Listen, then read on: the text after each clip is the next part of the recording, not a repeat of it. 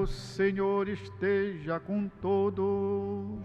Ele está no meio de nós. Proclamação do Evangelho de Jesus Cristo segundo João. Glória a vós, Senhor. Naquele tempo disse Jesus a seus discípulos: Como meu Pai me amou, assim também eu vos amei. Permanecei no meu amor. Se guardardes os meus mandamentos, permanecereis no meu amor, assim como eu guardei os mandamentos do meu Pai e permaneço no seu amor. Eu vos disse isto para que a minha alegria esteja em vós e a vossa alegria seja plena. Palavra da salvação. Glória a vós, Senhor.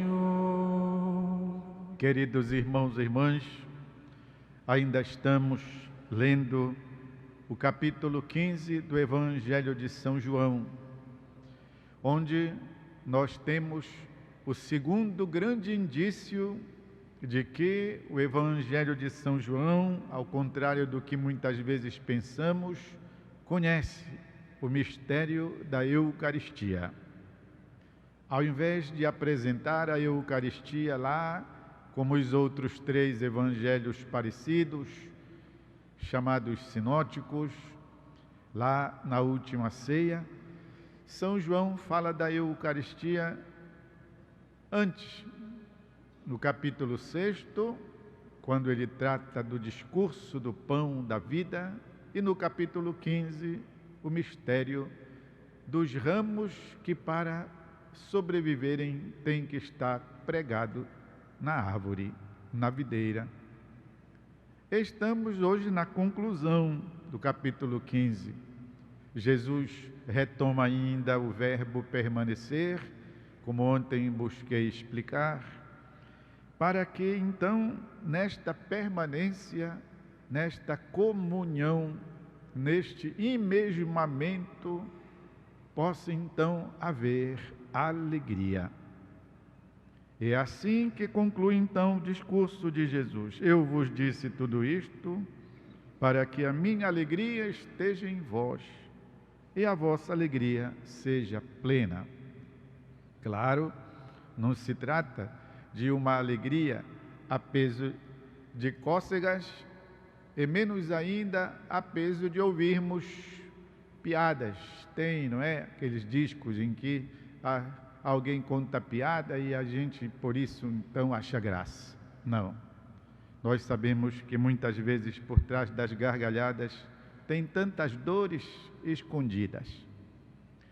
Trata-se de uma alegria que vem de dentro, sobretudo a partir de um coração reconfortado pelo amor, que é o próprio Deus. Uma alegria que vem muitas vezes de coisas simples, coisas pequenas. Não costuma-se dizer que os ricos riem com facilidade, o que não é verdade. Mas é verdade que o simples e que o pobre, este experimenta autênticas e verdadeiras alegrias. Quem afirma isto é o nosso Santo Padre, o Papa Francisco, na sua carta sobre o Evangelho da Alegria, sempre partindo de experiências pessoais dele, como sacerdote, como pastor, que foi em Buenos Aires antes de ser Papa.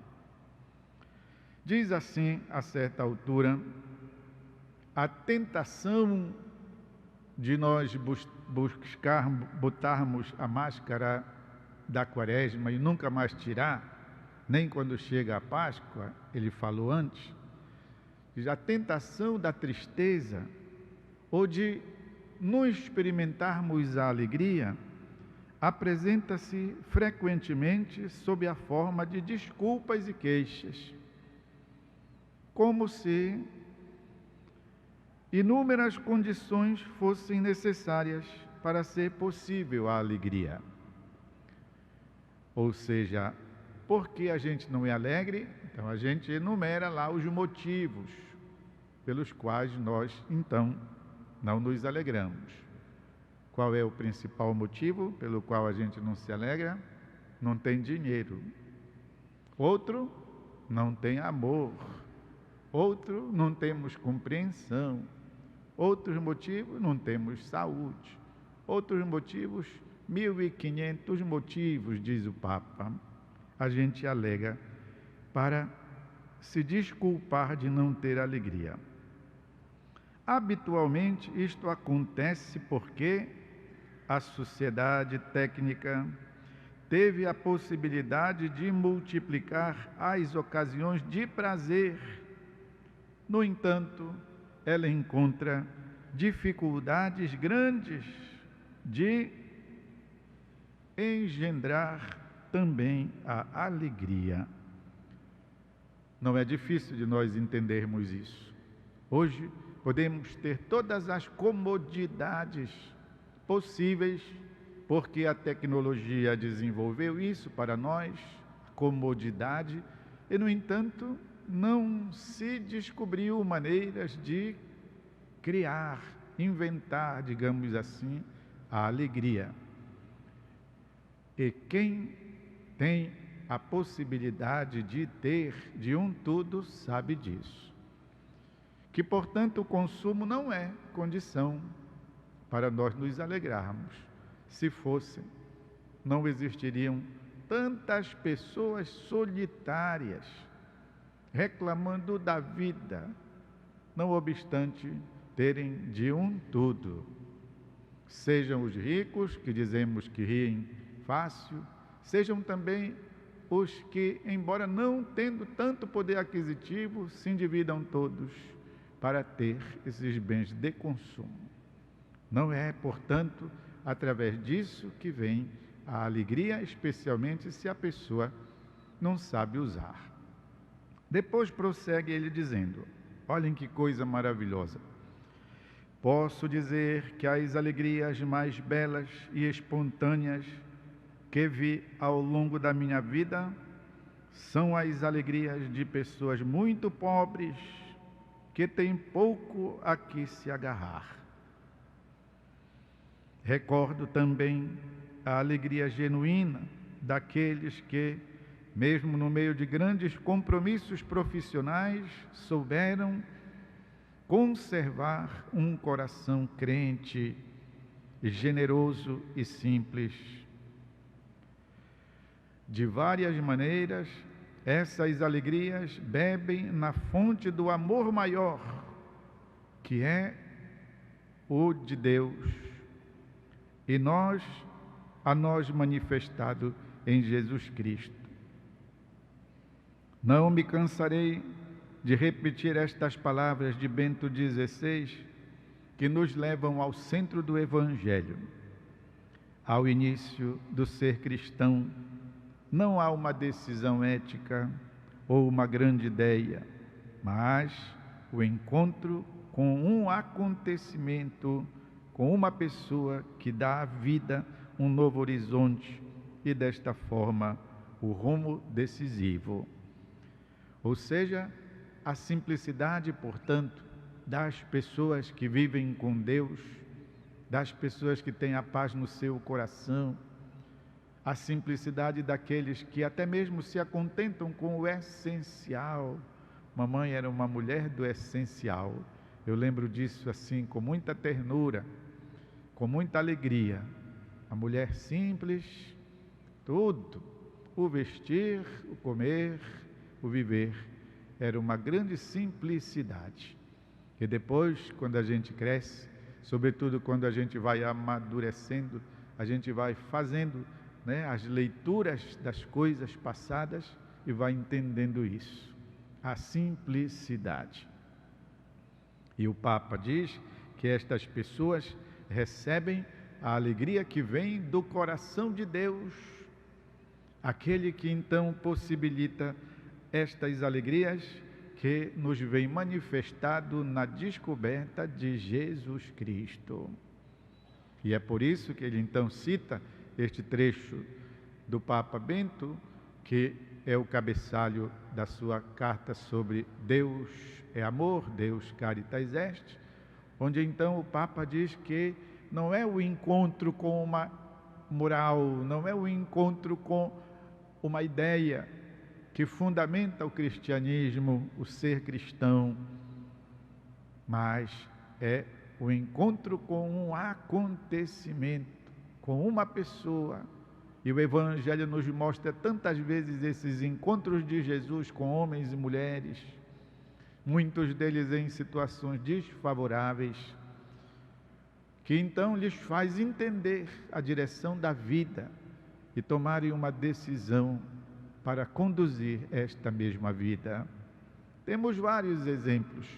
Aquele que mais se adequa àquilo que estou dizendo é o exemplo de Zaqueu, que todos nós conhecemos, porque já ouvimos tantas vezes, já o comentamos, o episódio de Zaqueu nos encontros, nas espiritualidades, no cursilho, no TLC, no SCC, todos nós de alguma maneira já ouvimos a alegria do encontro, olhos nos olhos de Jesus com Zaqueu, a valorização que Jesus faz daquele ladrão, porque Zaqueu era um ladrão, que o faz sentir-se valorizado. E diz que ele então, por isso mesmo, tomou uma decisão na sua vida: eu vou devolver aquilo que eu roubei e eu vou distribuir aos pobres tudo aquilo que eu tenho.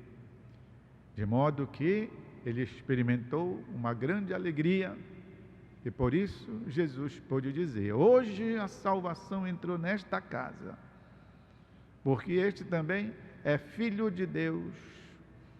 E ele soube acolher o evento, o acontecimento, a pessoa de Jesus, de modo que então aquilo purificou o seu coração. Meus irmãos e irmãs, às vezes nós não acolhemos Jesus como pessoa, não o acolhemos como o acontecimento que veio para mudar a nossa história, a nossa vida. Sim, a gente diz que acredita, mas é como se fosse uma mistura, não é? Como se o Evangelho fosse o azeite e a nossa vida fosse a água. Não entranha, não casa, não cola, não mistura. Temos esta grande dificuldade. Por isso, vamos reler o que diz o Papa Bento, citado aqui pelo Papa Francisco: ao início do ser cristão não há uma decisão ética ou uma grande ideia, mas o encontro com um acontecimento, com uma pessoa que dá à vida um novo horizonte, e desta forma o rumo decisivo, ou seja, é por aqui a direção, e é por aqui que eu vou começar a pautar a minha vida.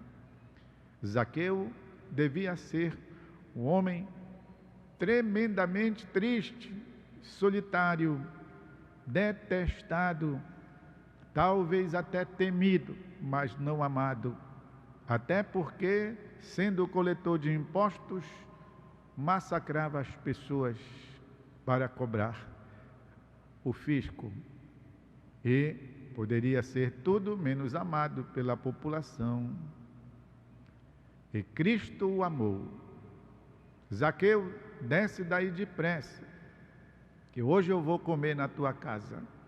Jesus se convidou para ir comer na casa do Zaqueu. Quem visita a Terra Santa e que vai lá pode ainda ver este sicômoro, esta árvore, né, que tem lá, onde o Zaqueu não é a mesma, mas para a gente ter a ideia de como era uma árvore daquela natureza, onde então Jesus chamou o Zaqueu para a vida, para a liberdade, para a alegria. E a casa do Zaqueu se encheu de tanta alegria, porque ele então passou a redirecionar a sua existência a partir de alguém, a partir do amor maior, Jesus Cristo mesmo. Meus irmãos e irmãs, Jesus diz: que é permanecendo nele que a nossa alegria existe e ela deve ser completa, deve ser plena. Queremos desejar para nós todos, eu para mim e para vocês, esta mesma alegria, a partir das coisas simples da nossa existência. Nunca esperemos grandes oportunidades para fazermos alguma coisa. Nunca esperemos grandes coisas para sermos alegres. Nunca impomos condições para vivermos a alegria. Talvez estas nunca aconteçam. E por isso, então, nós vamos viver a vida inteira infelizes? Não. Peçamos ao Espírito Santo que nos ensine a aproveitar, a viver, a saborear a alegria também nas coisas pequenas deste mundo. Vamos fazer um instante de silêncio, desejar nosso coração a experiência maior da alegria que vem de Deus.